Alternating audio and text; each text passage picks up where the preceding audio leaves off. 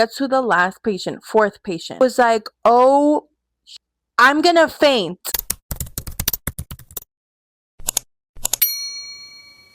Hola amigas, bienvenidos a mi canal. Welcome back to my channel. If you haven't been here before, my name is Angelina and I was a nursing student, but I just graduated and it is June now. I graduated back in May. I haven't made a YouTube video in a while, so I'm sorry amigas. Where have you been? Where have I been?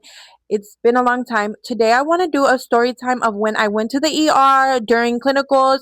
Y si me pasé ese día. I just want to tell you guys what led on to the point of me going to the ER, the stress, everything. So that way you guys do not go through that. You guys avoid that happening because I low-key had it coming. Okay, I had done a vlog from going to Vegas before an exam, before clinicals, a whole Vegas trip. I posted it on YouTube. I was doing content, and on top of that I was partying, going to my baby niece's party. I ended up drinking heavily in Las Vegas. Mind you, I drove from Phoenix to Vegas in like a span of 24 hours. I drove there. It took 4 hours. I got to my niece's birthday party. I was there, and then we went and pre-gamed at my sister's house. And then from my sister's house, me and my brother and some friends went to the club. Let's just say I got a little litty, but thankfully I got back to my sister safe. I Ubered back home. I barely slept. I woke up early because I did take care of my niece and nephew while my sister went to go do a few errands. So yeah, because I had went to Vegas Saturday. I drove there in the afternoon, got there, and then Sunday drove back to Phoenix. Monday I had clinicals at 6 a.m. When I drove back, I was hungover. I was dehydrated. I was not eating that much on Sunday because I was unpacking, doing laundry, trying to set up everything for clinicals on Monday. I had to be there at 6:30 a.m. So by the time I fell asleep, my sleeping schedule was already messed up from Vegas, and I fell asleep like at 1 a.m. And then I woke up around 3 a.m. with a sore throat, and I think it was from just talking to everybody. And I'm like, it's fine. Everybody in my throat is probably just sore. I get up. I literally tried to eat my overnight oats. I was not hungry. That should have been my first red flag. I was not hungry, and I didn't even want a coffee. I didn't even want Starbucks. I didn't want to eat. I didn't want to drink nothing. I ate a bite of my oatmeal. I wasn't feeling it. And then I rushed and left to the hospital, to the progressive care unit at the hospital. I got there and I'm like, you know what? I'm just going to get an Alani because I'm not craving anything. And Alani's quick. It'll give me energy. So I started sipping on it. We go up. I get my assigned nurse. This is where the tea happens. This is where the real tea. We're getting bedside shift report from the previous night shift nurse. Me and my nurse. And tell me why I start feeling dizzy. And I'm like, it's in my head, it's my anxiety, because I get really bad anxiety sometimes. And I'm like, I am just tripping. I probably just didn't sleep well, which I have gone to clinicals off not that much sleep where I feel really tired. So I'm like, it's probably just that. Like, I've had a long weekend. Then we go to our second patient, and I'm still feeling kind of weird, woozy. I'm trying to focus on the patient report. Boom, we get to the last patient, fourth patient. And I'm like listening to the nurse from graveyard, and I'm writing anything important, filling out my report sheet, looking at the patient, making sure everything's checking out, getting a good picture of my patient, or of my nurse's patient. And she was a very knowledgeable nurse, by the way. You could tell she wanted to teach me. Like, this was a nurse that wanted to teach me. Like, even from the jump, when I got assigned to her, she was showing me what she was charting, and she was telling me why. This girl still was giving me a rundown, like, of everything. She was being a good teacher, in other words. We're bedside, and the room starts spinning. I start hearing ringing noises. Starts getting darker, and I'm like feeling light. I'm feeling nauseous. I'm feeling hot. I was like, oh, I'm gonna faint. So, bro, I ran out the room to the nearest chair because I stopped seeing. Everything went black and white or whatever color. I don't even remember, but all I know is I couldn't see anything. I just was like flashing, barely seeing things. So I just say, I'll be right back. Run to the freaking chair in the nurse's station, and thankfully the charge nurse was right there. And when I run to go sit on the chair, I'm like, I'm gonna faint. And I sit and I just, like, I faint in the chair. I just barely hear the charge nurse's voice, like, hey, hey. And I kind of wake up. It was only for like a quick second, and I kind of wake up, but I'm still not there because everything's kind of white and I can't really see anything. And I was hearing ringing noises, but then her voice started getting louder. So then she was like, hey, hey, like, does this usually happen? Does this usually happen? I think she just wanted to know maybe I had a condition or something.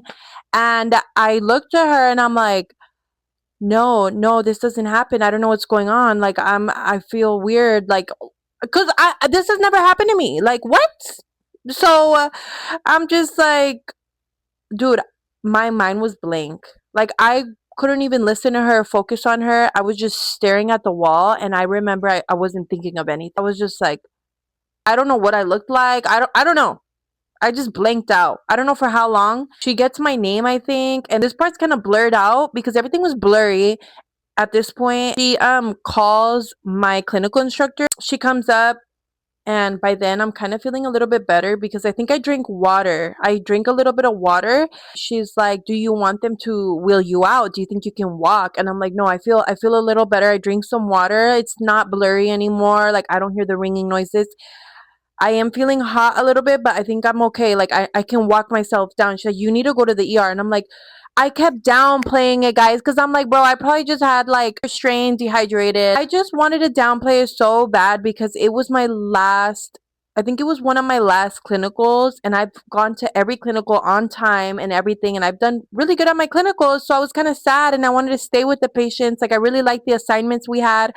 And of course, I wanted to learn. So I'm like, no, but I think I'm fine. I probably just needed water. Like, I probably just need like a Pedialyte. I think I'll be fine. And the clinical my clinical instructor was like, "No, you look sick. You look pale. Like, you look like something is wrong. You need to go down to the ER. I'm not letting you go home. You're going to get seen by a doctor." And thankfully, she made me go because otherwise I would have been like, "I'm fine." And down, and then we walked to the front of the ER and checked myself in basically as a normal patient. And then I was so like embarrassed. Like, I'm in my scrubs. I'm supposed to be taking care and learning. And I'm the patient now. So, guys, like, can it get any worse than this? You already have to wake up at 6 a.m., balance exams, and now I'm in the ER. So, so she sits there. Shout out to her, my clinical instructor, dude. She sits there in the waiting room with me. She goes and gets my vitals with me with the nurse. And I'm talking to the nurse who's getting my vitals. And she's like, don't even worry. You don't know how many nurses check themselves in and other like providers. We've seen it all. We see staff all the time. Don't feel embarrassed. It's actually really common. Like, okay, I kind of feel better. So then I go to the back, and then I see the doctor, and I guess I had low blood sugar. I wanted so bad to not act like it's a big deal, but no, it was a big deal. Be for real. Like, I fainted, bro. I fainted at a hospital. So either way, the doctor came and told me I had low blood sugar, that she thought it was my stress contributing to that, and also not eating and not drinking enough water.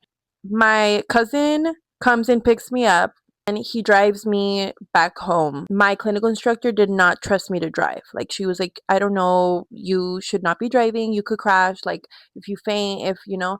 So thankfully, we went to the pharmacy. I got a Pedialyte, and then I ate. I ate like a good meal. I hydrated myself. I went home. I literally fell asleep. I felt rejuvenated when I woke up a little bit. I drank my Pedialyte, and then I remembered that I hadn't got a B12 shot in a long time. And I do get B12 shots because I sometimes don't eat a lot. So they recommend me to get that shot just to make sure like I don't go anemic. I also went and got that shot and I felt so much better. That week we had exams, so I was also stressed out about that. But I wanted so bad to be present for my niece in Vegas and then also to go out with my brother. Like I never hang out with my family because of exams and nursing. And I'm like, oh, I'm close to the end. I should be able to enjoy myself and do a little quick day trip. And what happens? I pass out. 21-year-old Angie would have been like, girl, who are you? That's what happened of my passing out at clinicals. My advice to everybody watching this, if you watch this far, is eat a big meal or a nutrient rich meal before your clinical. Please do not drink the weekend before your clinicals. I know y'all see them posts that are like, when you can do both and party and go to clinical. But it's like, why do that to yourself when you could just wait or go 2 or 3 days before? Like, go out, you know what I mean? But don't do it the day before your clinical, bro. Why? Why did I do that? So unless you can really handle it, y'all know yourselves. Thankfully, I had such a supportive people around me. One of my friends at my clinical group, shout out to Alyssa, she literally was texting me the entire time. Are you okay? Where are you at? I can come see you. I'll take a break with my instructor. And I'm like, no, no, no, like you are fine. Like I am fine. I'm just gonna go home.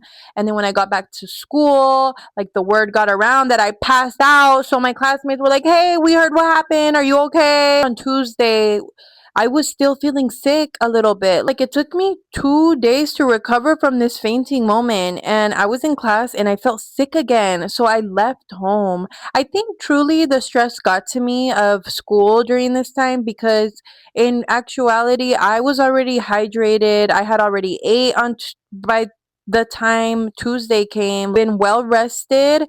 But I think because I was stressed out in the back of my mind, you don't realize how much little room you leave in your mind for self care.